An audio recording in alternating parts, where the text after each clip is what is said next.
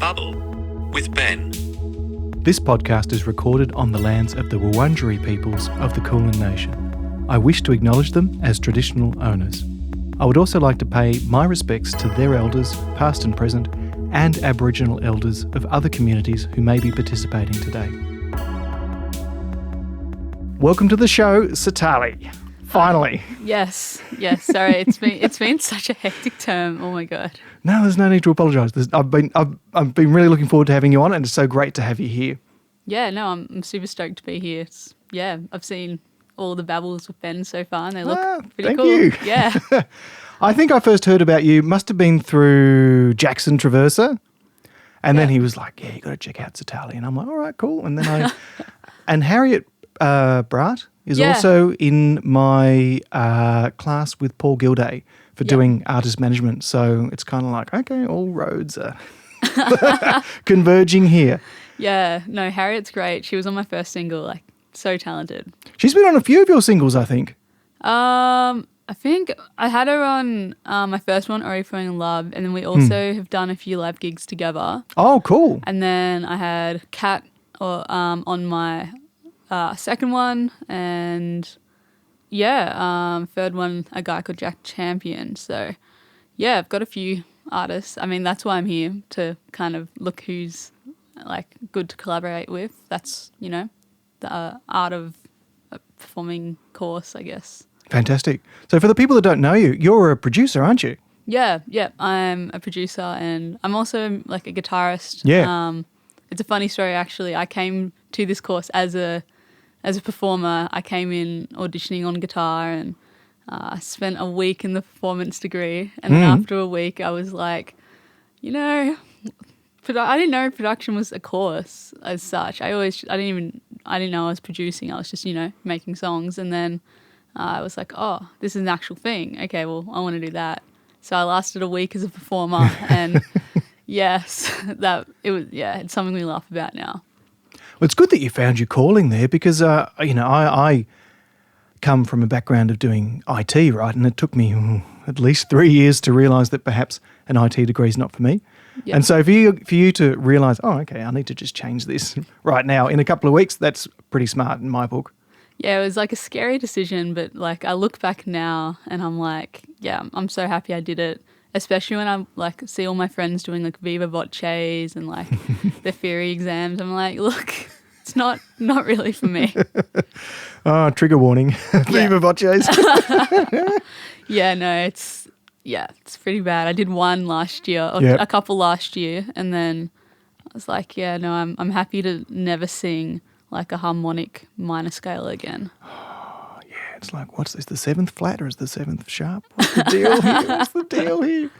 Yeah, no, I as we were talking about earlier, I am coming here as a performance student, but I have got a background in production as well. Like, I have done a diploma of production at RMIT. And so we were talking very briefly before the recording about how important it is for performers to be able to have at least a bare knowledge of how to do your own recordings, and I totally agree with that. I think it's a great thing to have. Yeah, totally. I find it like I was saying before, with vocalists especially, like to go into a studio and just know how things are working, like what you want your vocals to sound like. It's such a good tool, especially to a producer, where if someone came in and I was like, okay, what kind of thing are we going for?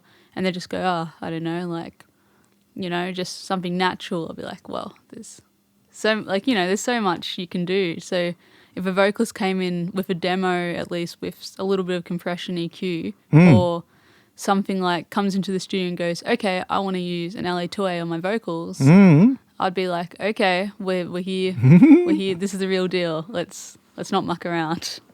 Yeah, absolutely. I think when you are collaborating with people, it is great to be able to talk a little bit of each other's lingo, isn't it? Totally. Yeah. It's I say that with theory as well. Like, I know a lot of producers don't know theory, and that's totally okay. And then some people know lots of theory. So like I said, I came from a performance background, so I know a fair bit of theory. I've been doing it for years and years and years. And it's like really helpful when you work with another producer who also knows theory. For example, like my friend Kevin and I, we work a lot, and it's just so easy to say what you want. I remember we did this song "Love You Blind," and there's this little like run on the strings, and I was like, I caught that in the car on the way here. yeah. We it was something added in last minute because I was like, we need something here, Kevin, and I'm like, I don't know. I was like, let's put strings, and he's like, yep. And I was like, okay,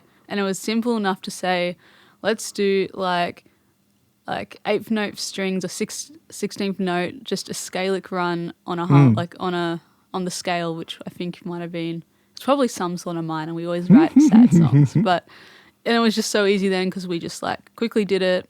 But to explain that, you know, to someone who doesn't know theory, it would be like, okay, let's add a run here. Do you know theory? And if they said no, you're like, okay, how do I explain this now? But yeah, to learn everyone's lingo is such a good tool. On one of your songs, I think it's Pressure Points, there is a particularly tasty key change towards the end. Yeah.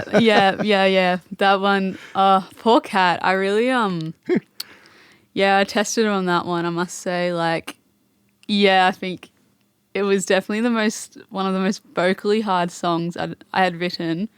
And as a vocalist, I had no idea until I got Kat in the studio, and I was like, oh, okay, all right, this is going to take time, but it's going to be so good to pull off. And I mean, man, she pulled it off. Kat's amazing. Like, yeah, and the key change actually wasn't my idea. There were two people in the studio before me. Yep. And I was setting up my thing while they were packing down, and then one of them goes to me, hey, like, what do you think of this?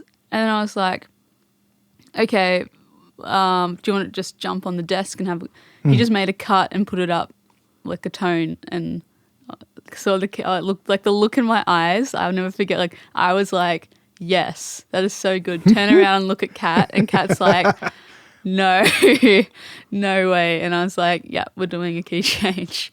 So yeah, I think it just added so much to the song. I never normally do key changes, but that one's so good, especially when I perform it live. It always gets the crowd going, oh my God, that's so cool. Oh yeah, it's a bit of that and I Will Always Love You, Whitney Houston sort of moment. That just boom takes it up to the next level for the end of the song. Yeah, it elevates it totally. I mean, nothing a good key change can't do. There's definitely some bad key changes, I must say, but I think in the right spot, it's always the best. Yeah, absolutely.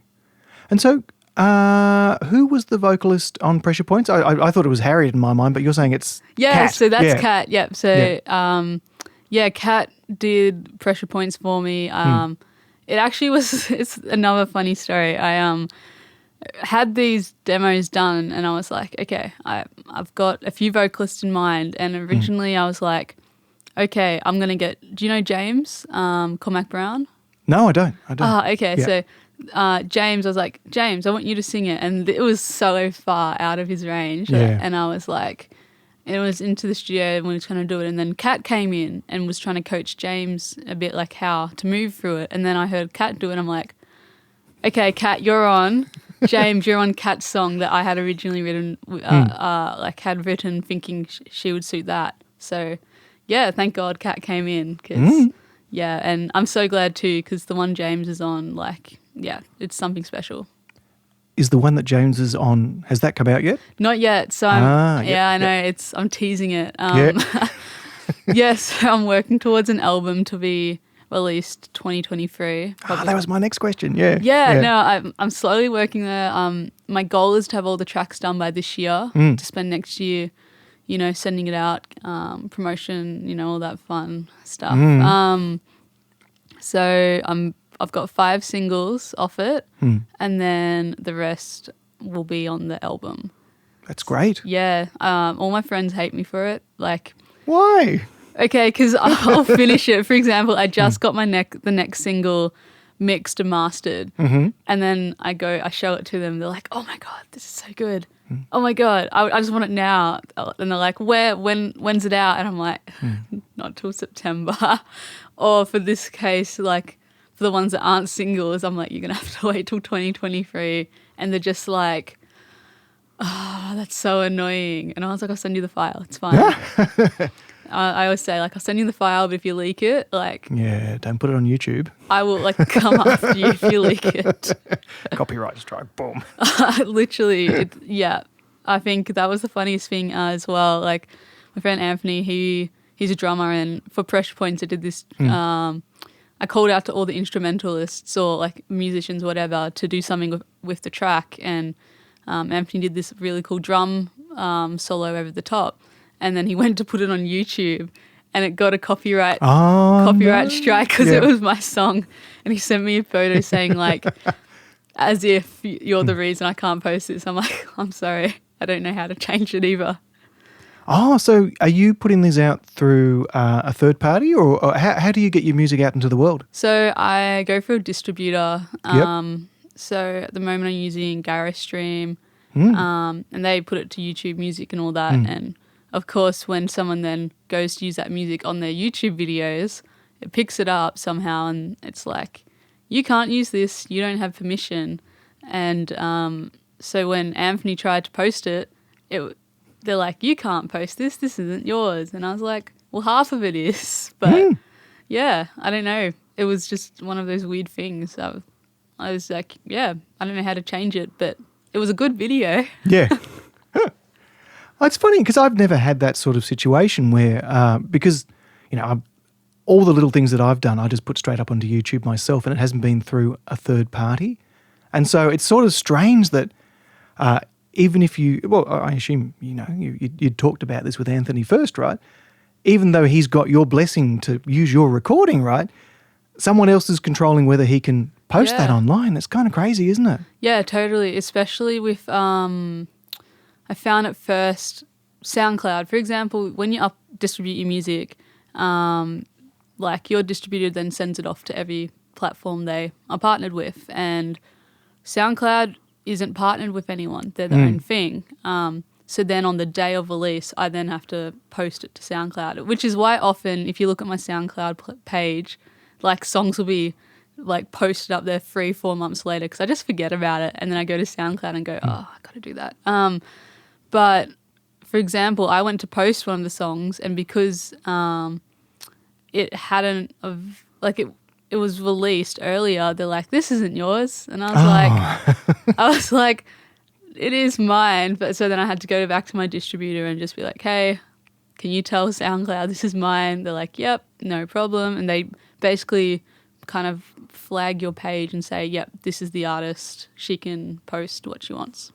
Wow, it's sort of crazy, isn't it? To sort of go, okay, well, look, I'll give you permission from this other part. But I guess that's the way it's always been done, isn't it? If you know, even in the old days, you know, like you would have had to have got permission from a label or a distributor. So, I mean, it's a good thing, I guess. Like, last thing you want is someone ripping your music to put somewhere.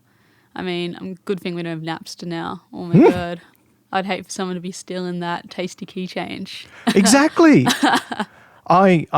I do remember using Napster in the 90s over dial-up and there were a lot of things. I mean, Spotify, for a great many reasons, is so much better than Napster was, definitely.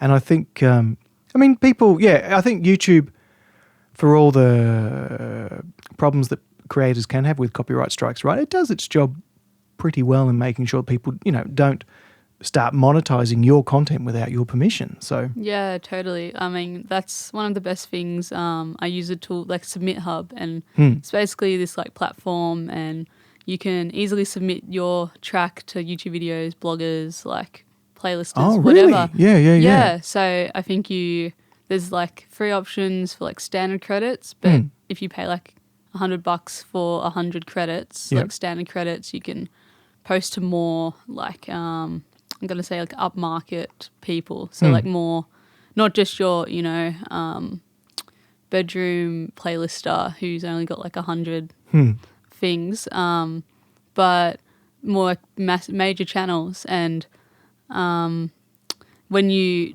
upload that, there's a little button that says, can they monetize? And I'm always like, yes, you can, because I want I'm more about the audience, not so much the money. Yeah. I mean, you're never going to make your living off streaming, especially with like what 0.003 cents a stream. It is something like that. I was listening to some music by a psytrance producer called Asterix in the car the other day, and I was looking at his streams going, wow, 600,000 streams. But then I was like, well, I think by my math it was something like 1,000 streams is $2.50 or something like that. And so, yeah, you can sort of go, okay, well, look, he's making, $1,200 a month from Spotify. But to think that, 600,000 listens is only, a grand. And then you got to pay tax on it. So it's kind of... Yeah, totally. Especially like America, like when I did it through this other distributor, because it was like I'm technically earning money in America because of my music over there. Oh, great, yeah. I had to then do one of their American tax forms. Oh, God. And I was reading this like, I don't know what I'm doing. And I just ticked a couple of boxes, sent it back to my distributor and was like, help me, I don't know what I'm doing. But yeah, and I've changed from that one to this one, to Gyro Stream now, which is, they're all the same, honestly. I think they all do their job pretty well. So, yeah. I've only ever used DistroKid. So what was the name of the one that you're currently using? Gyro Stream. I think they're an Australian one, whereas I was using CD Baby before. Yeah, that's the old school. Yeah. I know. That was like more the American. I don't know. I feel like it is more American based. I don't know. Couldn't tell you, but I know Gyro Stream's Australian. So I was like, oh, I'll do that. Like, try and keep it in the country, especially like I already offshore so much of my stuff. Like, obviously it's all produced and worked on here, but then I send it over to America to get mixed, and then I've just started using this mastering engineer in France. So it kind of goes around, which is cool. It's cool, more ease to listen to, but I don't know. I think it's just because America has such a big music culture over there. Like their industry is so much bigger than Australia's. So I've just always found like the engineers to be really, really like on the point. They're really good. And I think that's working online and having that global market now is the way of the future. Totally. Because I do enjoy being in the same room with someone while they are mixing my stuff.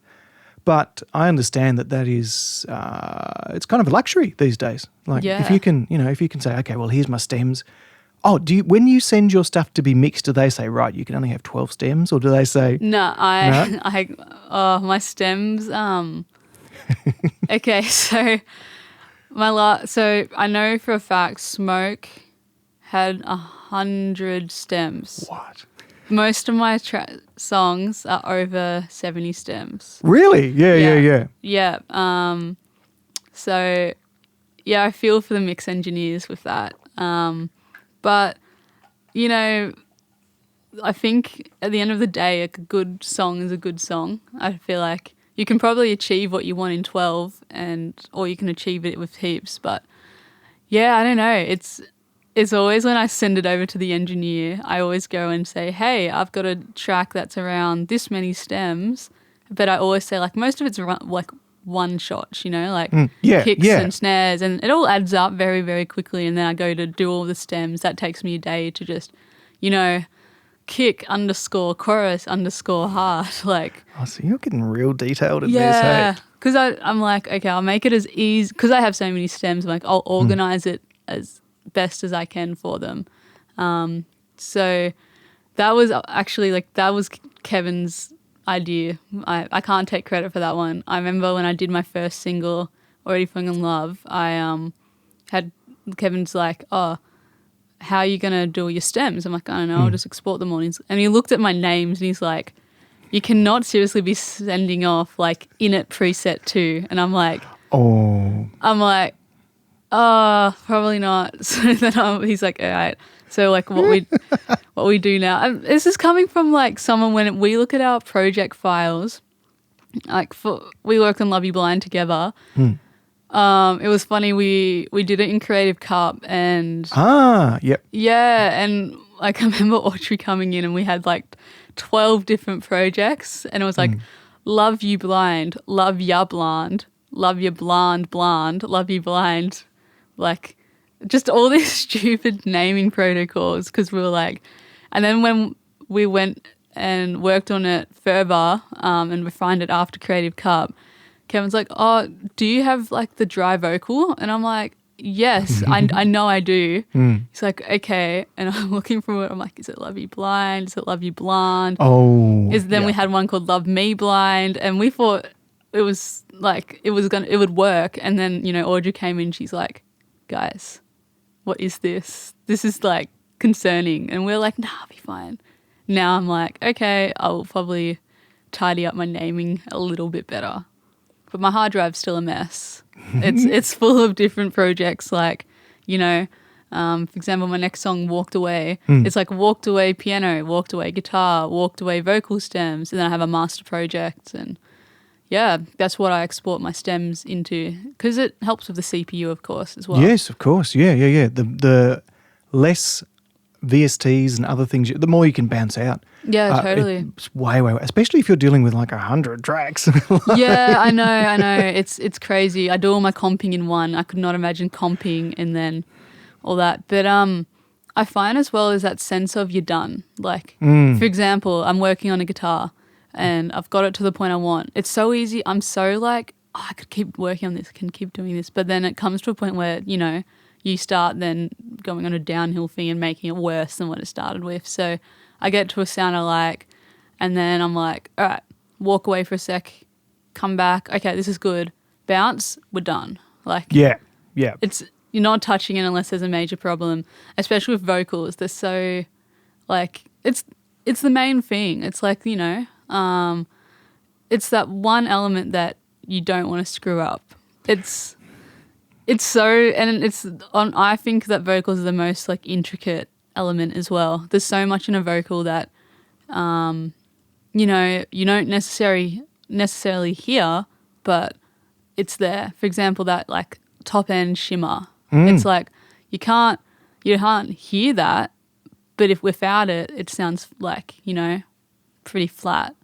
So yeah, I love working with vocals. I love and hate. It's a love-hate relationship with vocals. I go through very much like an up-down system where I'm like, oh, I'm in the studio. I love this. This sounds awesome. Then you go through the first session where you're comping them and, you know, getting rid of all the not so good ones. And you're like, oh my God, I hate vocals. And it's not the vocal. It's just that whole process. And then, you know, you start working. I think it's when you start throwing in like more creative choices rather than surgical. Like, yeah. You know, when you get through the, got to remove this mouth noise, de-ess it, EQ, all that. But then when you start going, all right, I remember you saying with the reverb throws and the delay throws, like they're fun. I really, really love them, especially my favorite trick at the moment is reversed vocals. Yeah. Yeah, they're awesome.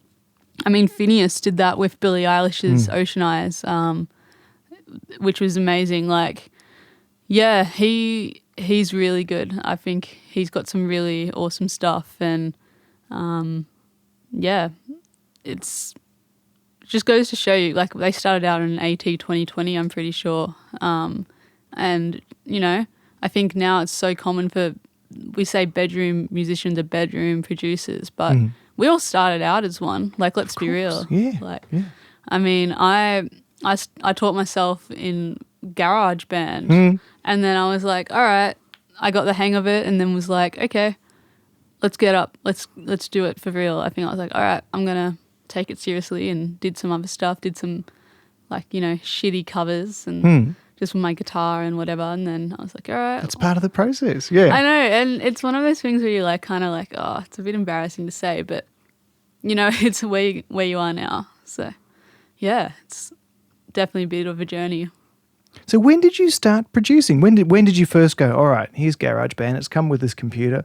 What's this all about? It's got a guitar right there. I play guitar. I know. It's I think so obviously I was like kind of just mucking around playing guitar for a while, writing little instrumental things here and there. And I think it was about when probably around 2016, I started like, all right, I'm going to put it into something. Like I'm going to make a track. And it would just be like messing around a little bit. And I was like, okay, cool. I got my guitar in there now, and I just really was doing guitar for like a while, and then eventually I found like, oh, okay, I'm gonna put a few like samples in or whatever, like drum samples or something Classic, like that. yeah. Yeah, I Yeah. know, and you love them, especially like GarageBand had. They had some pretty good samples. I mean, everyone goes, oh, GarageBand. But it's you can do anything in anything. Like, for example, I work like in Logic now, and my work. It's just because my workflow is always been so I can do things really quick. But then when I had to use Pro Tools, I'm like, I know what I want, but everything's changed, and I don't know why I have to set up a stereo track now when I don't know if I'll use it later. But yeah, so I came from that around 2016 and got like a workflow going, and I eventually just kept getting, more and more. So I started out with just, just GarageBand for a little bit, then got my interface, got a mic, and then I didn't start thinking about plugins until probably till a couple of years ago. Yeah. When I was like, okay, I want to create something that's not in here, and Yeah. I got Serum.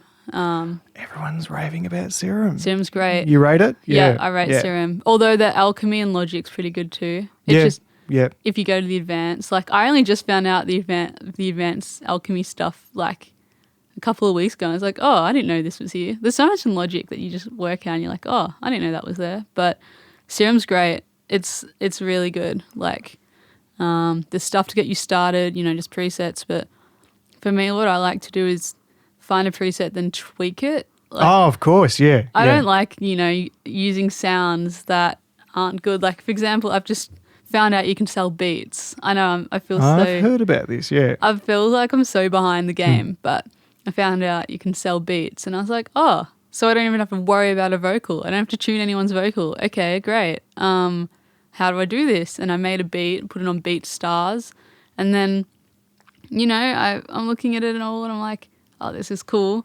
But now it's like, why? I'm like asking myself, why do people want sounds that everyone else has? Like, I looked on there, everyone's like, it'll be like a Halsey beat or like Drake beat, Yeah. Beyonce type beat. I'm like, it's already been done. And let's be real, you can't get any better than them. Like, they've gotten so good at it that it's just them. Like, so I'm like, why do people want this? And I remember like asking myself, I'm like, if people want that, how do I make it without it sounding like that? Yeah. And I got into this whole loop, and I was like, how am I going to do this? So I was like, all right, I'll just make stuff that I think, it could suit like anyone over the top of. And I just put them out there. But yeah, same with samples. You have heaps of sample packs, and I think drums are fine, but I think as soon as you start using like instrumental samples, like a guitar loop, a vocal loop, piano loop that you hear all the time, you're like, oh, I've heard this a lot. So I always record my own guitar. Oh, of course. Yeah. And if you play guitar, it would be like... I know. If I had to record someone playing guitar, I would, I don't know, I'd be a little bit upset. Okay. I like the main guitar stuff I do, but then I love working with some other guitarists. Like I think when I say that is like if I had to offshore the whole guitar to someone, I'd be a little bit upset. Yeah. You'd be like, oh, what's going on with that bloody pickup? Yeah. I would be like, oh, what? It's not that hard to play a Phrygian. Like, Yeah. But I love getting guitarists into solo or something over the top. I love Kieran. Like, have you run into him in the? He's my only What's left. his last name? Oh, I can't remember. Yeah. But he has the white Gibson and he's left-handed, and. Yeah, I think I know who you're talking about. Yeah, he's great. I love he's my go-to for a studio musician.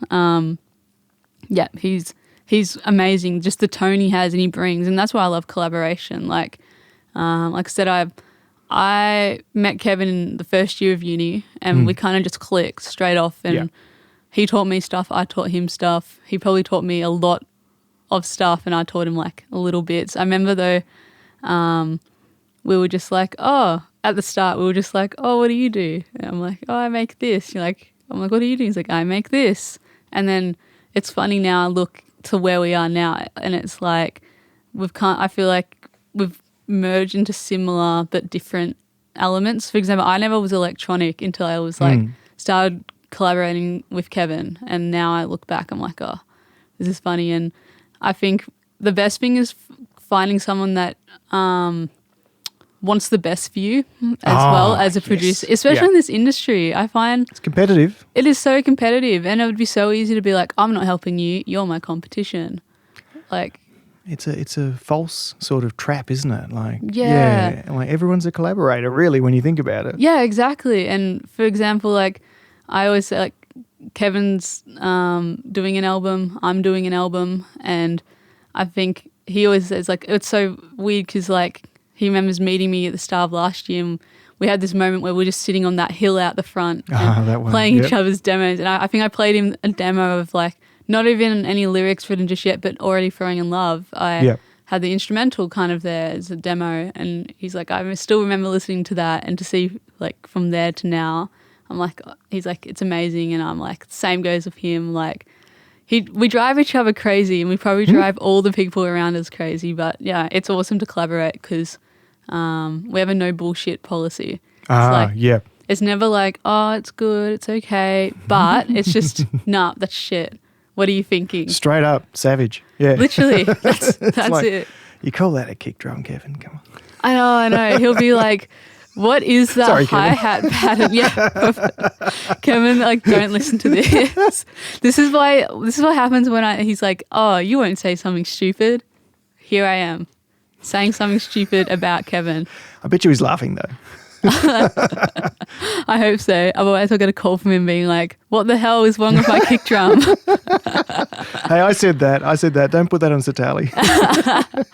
Yeah, no, it's great collaboration. Like, you're in this industry. You just want to help each other, and that's what I do. Obviously, with streaming and stuff, you're not going to make money off it. So I can't really afford to pay vocalists heaps and heaps of money what you would in the real world. And so what I offer is, if they, sing on my track, I'll produce in return for them. I think it's like a favor for a favor type thing. And some people are like, oh, no, you spend much more time producing than you would in a studio. And I was like, yeah, but I want the best for those people I work for, the same way that they wanted the best for my track. So, it's a nice thing to find good people to collaborate with. I think you just got to trust that feeling you get when you start collaborating with someone. Like, you never know if you can trust someone until you trust them. You can't go, I don't know if I'm going to trust you. You might be this, but you just got to try. Like, of course, I've worked with people who I've had problems with, but end of the day, they're still great people. I just wouldn't professionally work with them. But, yeah. And I think collaboration's where the magic happens, because I'm sure that you have, gone through that GarageBand through to SoundCloud period where it's like, okay, cool, this music is just mine. Like there's no collaborators. No one else has even, been involved in the production of this. And you get to a certain standard that way. But as soon as you bring in, a vocalist, a co-producer, even someone to mix it and master it, you know what I mean? Like, I found when I was working with my friend Rob on some tracks, right? He would hear my music in a totally different way to what I would hear it, and he'd always make it better. Yeah. And so I am a huge, huge fan of a recent convert to collaboration, because I sort of, I used to be that like, nah, I've got to do it all by myself. I don't know anyone else to help me. But one of the beautiful things about coming here to Box Hill and sort of giving yourself over to music has been just finding a community of people to share that with too. It's such a delicate thing as well. I mean, especially when your lyrics get involved. It's like there's a little piece of you in every song that you work on. For example, especially lyrically, it's like, the worst thing you can do is you make like you write something really, really, really personal and delicate, and it's so easy for someone to go, nah, that's shit. Yeah. And then you're like, oh, it's okay. It's just my heart breaking. Ignore that sound. It's just my very being. You know what I mean? Like, yeah, and that's where it's like if you work with nice people you can trust, you trust that they'll tell you the truth, but in a way that's not going to make you like crawl into a hole and never want to write anything again. Which I found like especially, so my next track, Walked Away, you're going to be the first to be here. I know, before pre-promotion period. Oh, milk it. That's what I'm here for. You'll have like, the title will be like exclusive, like. You heard about it here first, peep. Yeah, I know. It's like, yeah, imagine that we do exclusive and it's actually just us talking shit about Kevin. It's like exclusive. I don't actually like Kevin. Listen, I put down the bat for Kevin. And now you just picked it right up. Yeah, sorry, Kevin. It's oh god. So what's the name of the track? It's called Walked Away. Walked Away, yeah. And it's featuring Alana Shrives. Ah, hello. Yep. Yeah, Alana's, oh my god, she's great. Kevin and I worked with her on I think it was a Creative Cup last year. And I was just blown away with her vocals, and I was like, okay, Kevin, you've got a track with her, now I want a track with her. And I think this next song's probably one of the most personal ones I've done, and it's completely different to what I've put out before. It's like it's really emotional. It's like a ballad tied in with like electronic elements, and it was one of those really personal ones. So when I sent off those lyrics or that demo, I was like very, very scared to, whereas like the other ones I was like, I have, a more upbeat song, and I mean all my songs are sad. I never write happy songs. But yeah, the next one definitely hits a bit. So yeah, it was quite a journey, especially now listening to it fully mixed and mastered. I was kind of like, this is gonna hit. This is gonna hit hard. I think even when I hear it now, and I remember like you feel all the things you felt when you wrote it down, or for me, I never write like about something. I never, for example, like people go, I'm going to write a breakup song about this shitty guy who I dated. And I'm like, I never write about that. I always write about a concept. Yeah. Something about how I feel or like what I felt. It's never something like, go fuck yourself. You treated me bad. I hate you. There's a market for that, but yeah. Yeah, it's totally a market. There's totally a market for it. But you're feeling something different, hey? Yeah, it's always about like, okay, I feel this way. I'm going to put it out here, and it's never. I never want it to be something direct, but just like this is what I was feeling, and I don't know if you felt. It's like an introspection type thing, and I find JP Sachs, he's really, really good at that. Same with Julia Michaels. They work closely together, and their songwriting game is phenomenal. But this next track's really emotional, and hopefully everyone likes it. Because like I said, if I get anyone being like, "Oh, it wasn't quite my cup of tea," I'll be like, "Cool." Yeah. Well, we better wrap it up. When is Walked Away out? It's Walked Away, isn't it? Yeah. It's out September. I haven't finalised the exact date yet, but it'll probably be mid-September, I'm hoping. Fantastic. Yeah. Really looking forward to hearing it. Awesome. Where can we find you on the intertubes? Okay, so I'm on Instagram, SEETALI, SEETALI _Mac, MACK. You can find me on Spotify, Apple Music as SEETALI, all in caps because, I want to be bold. And then, I'm sure, like, where else? Facebook, I don't know if anyone wants me on Facebook, but again, SEETALI Mac. But yeah, mainly hit me up on my Instagram or, go listen to my music if you want. Please tell me. I do want to. If you don't want to, because then I'll stop trying to plug it to you. Thanks so much for coming on, SEETALI. Thank you so much for having me. It's been super, super good. Super, Awesome. super good.